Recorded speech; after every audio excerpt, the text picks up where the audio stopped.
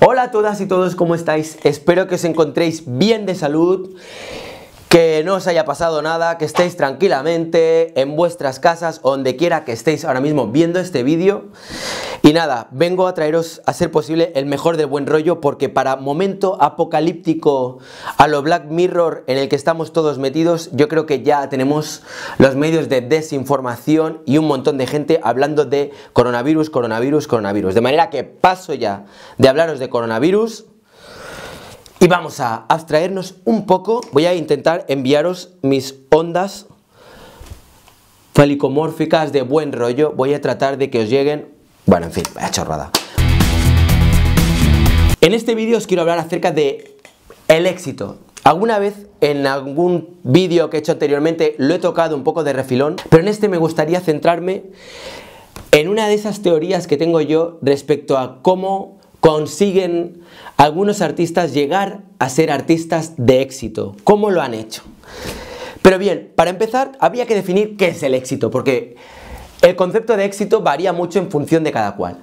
Para mí, el concepto de éxito que tengo ahora básicamente consiste en: quiero hacer algo que me guste, hacer posible pagar todas mis facturas y sobre todo, tener la sensación de que soy una persona libre, de que puedo hacer lo que me dé la gana, de que puedo ir donde quiera y que si quiero hacer una chorrada como esta, no hay nadie que me vaya a decir: oye Ray, mira de controlarte porque igual vas a perder público, la gente va a pensar que eres un idiota. Me da igual, pues si quiero hacerlo, lo hago y ya está. Esa es mi definición de ahora, de lo que es tener éxito, pero antes no era así. Mi definición de tener éxito de cuando yo era más joven, ten en cuenta que yo era, por ejemplo, fanático de Picasso desde que creo que tengo 10 o 11 años.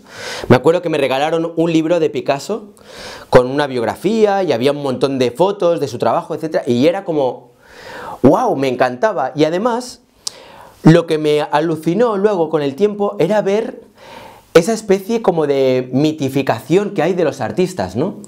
¿No os ha llamado nunca la atención ver cómo hay vídeos de Picasso analizando todo sobre su vida? Que si quién era su novia, que si era bueno con las mujeres, que si aquí conoció a tal fulanito de no sé qué, que si conoció al otro, que si empezó a pintar de esta manera por este motivo, por el otro. Imaginaos lo que debe ser de repente moriros y que de repente, yo qué sé, que pasen unos cuantos años y que haya pues un grupo de japoneses o de a saber tú de dónde, que vayan a vuestro estudio y que se encuentren ahí vuestros zapatos y sea como: oh, mira, aquí pueden apreciar los zapatos que vestía Rayitox, como pueden observar, gastaba mucho en esta zona, era un artista que le gustaba vestir con zapatos de negro. A continuación, no se lo pierdan, aquí tenemos una muestra de un calcetín de Rayitox, todavía conserva su inconfundible aroma. Respira arte. Vamos a empezar con el tema del que os quería hablar, que era la técnica mimética de Picasso. Bueno, es un término que me he inventado yo y no sé, podría decir Picasso, podría decir cualquier otro, pero Picasso es como un referente y me sirve muy bien para el ejemplo del que os voy a hablar. Bien, ¿cuál es la técnica que han seguido él y muchos otros artistas para llegar a tener éxito? Pues mirad, lo primero que he observado es que la mayor parte de las veces los artistas emigran de donde procedieran para irse a un hotspot. ¿Y qué cojones es un hotspot? Pues es un punto caliente donde pasan las cosas, donde hay la movida. En el caso de Picasso, el hotspot no era Formentera, no era Tenerife, no era Mallorca, era París, donde todo era carísimo, donde él tenía que aprender otro idioma, pero era donde pasaban las cosas a nivel de arte.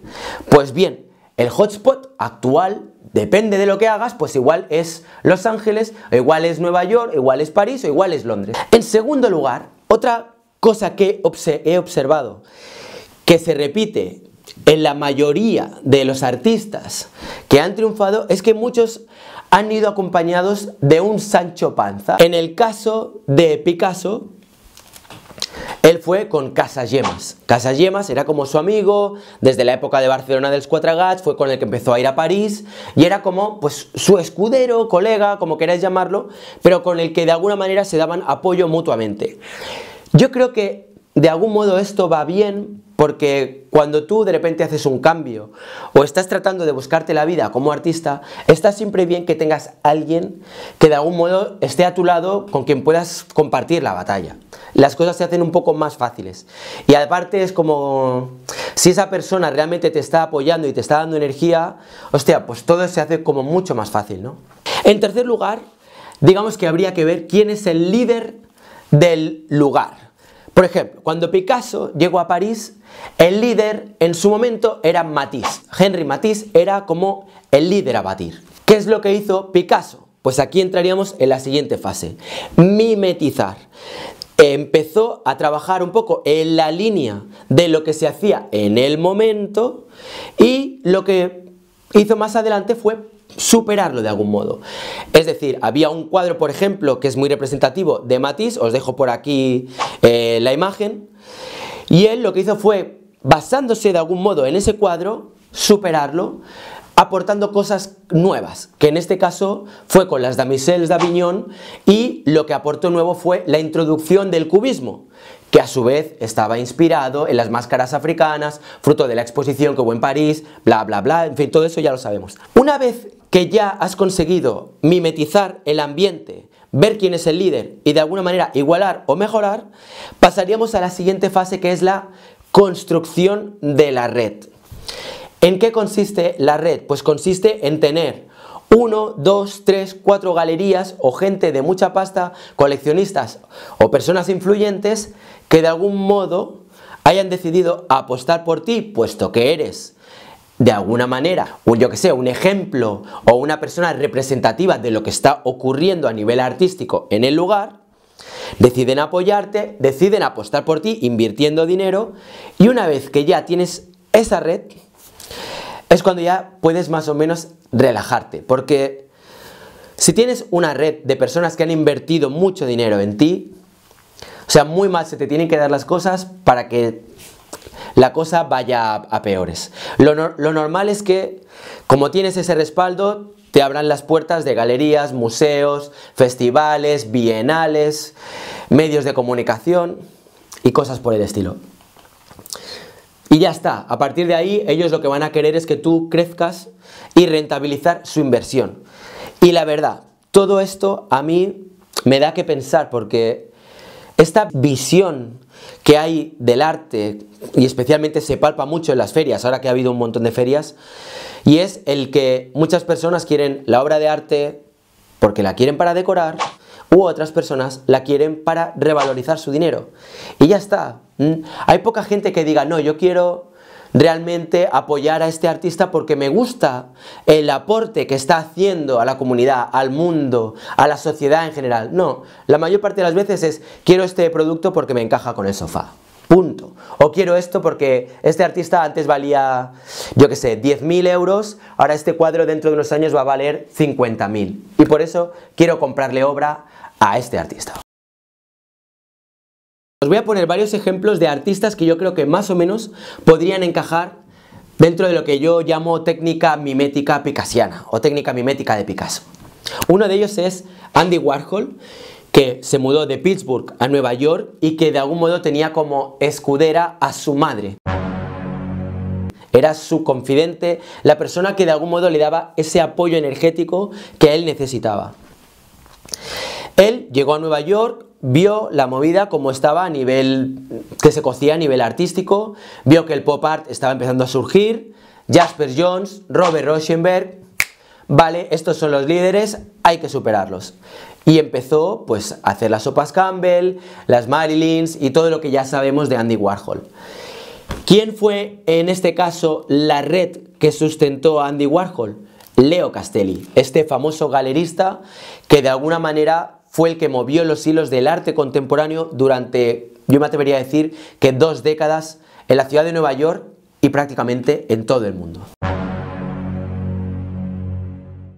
Otro ejemplo sería Jackson Pollock, que de algún modo tuvo como escudera o apoyo emocional a Lee Krasner, que era su pareja, también una gran pintora. También se mudó desde Cody, Wyoming hasta Nueva York.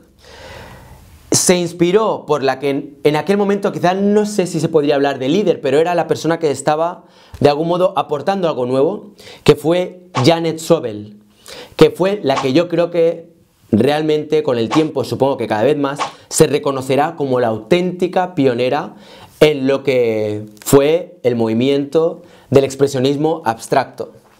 Jackson Pollock vio la obra de Janet Sobel y dijo, hostia, pues esto podría yo hacerlo de alguna manera parecido, mejorarlo, y con el apoyo de Peggy Guggenheim, que fue su red, pues consiguió hacer hoy día una de esas grandes estrellas del arte de las que tenemos que hablar, porque siguió los pasos de los que os he hablado antes. Otro ejemplo podría ser en un momento dado Marina Abramovic, que de algún modo tuvo como escudero, como apoyo, como compañero a Ulay, que por cierto, en paz descanse, la verdad que un día me gustaría hacer un vídeo sobre él. Darle al like si queréis que más adelante haga un vídeo sobre Ulay, porque es un artista que me parece muy interesante y me gusta mucho su trabajo.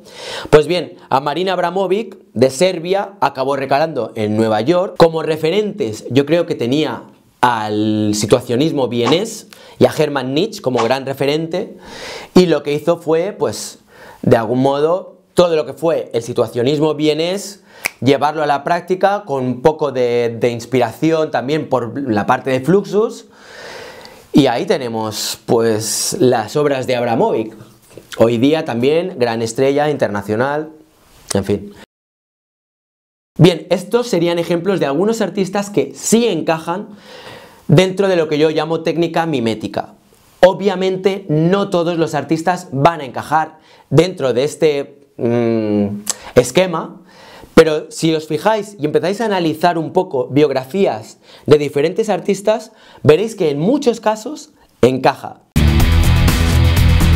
Bueno, más allá de la técnica mimética o la técnica de los santísimos huevos que usen los artistas para triunfar, lo que está claro es que hay que replantearse si realmente los artistas que triunfan, que son ricos y famosos y que todos conocemos porque están en todas partes o que hemos estudiado en los libros de historia, eran grandes artistas, grandes genios, o simplemente eran unos trepas de cuidado, que fueron allí, vieron lo que había, mejoraron y luego cataclán, pum pum, se hacen ahí sus contactos, se hacen sus movidas y a triunfar.